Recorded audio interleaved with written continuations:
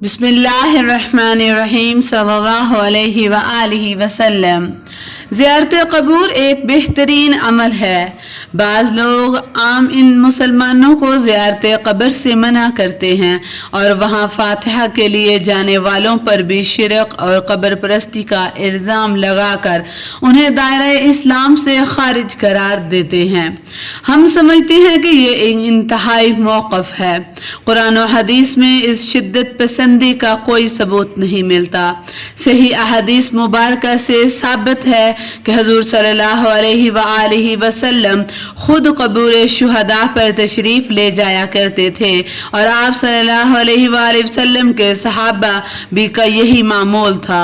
سنن ابی داؤد میں حضرت بریدہ رضی اللہ تعالی عنہ سے یہ روایت ہے کہ قدر مختلف الفاظ کے ساتھ مروی ہے، جس میں آپ صلی اللہ علیہ وآلہ وسلم نے زیارت قبور کا حکم فرمایا اور ارشاد صلی اللہ علیہ وآلہ وسلم ہے کہ میں نے تمہیں 3 کاموں سے منع کیا تھا، لیکن اب ان کے کرنے کا تمہیں حکم دیتا ہوں۔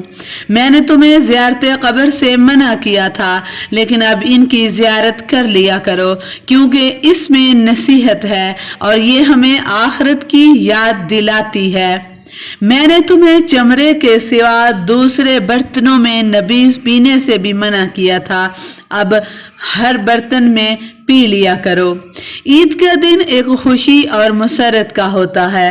بسا اوقات خوشی میں مصروف ہو کر انسان آخرت سے غفلت ہو جاتا ہے اور زیارت قبور آخرت کی یاد دلاتی ہے، اور اس لیے اگر کوئی شخص عید کے دن قبر کی زیارت کرے تو مناسب ہے، کچھ مذائقہ نہیں، لیکن اس کو لازم اور ضروری سمجھنا یہ عموماً صحیح، جس سے دوسروں کو یہ شبہ ہو کہ یہ چیز لازم اور ضروری ہے، یہ درست نہیں۔ اگر کوئی شخص اس دن قبر کی زیارت نہیں کر سکتا تو اس پر طعن کرنا، اس کو حقیر سمجھنا درست نہیں ہے۔ اس حوالے سے احتیاط لازم ہے، اسے مسنون اور ضروری نہ سمجھا جائے۔ عید کے دن قبرستان جانا جائز ہے، اس کی کوئی ممانعت نہیں ہے۔ عام دنوں میں مردوں کے لیے قبرستان کی زیارت کرنا مستحب ہے۔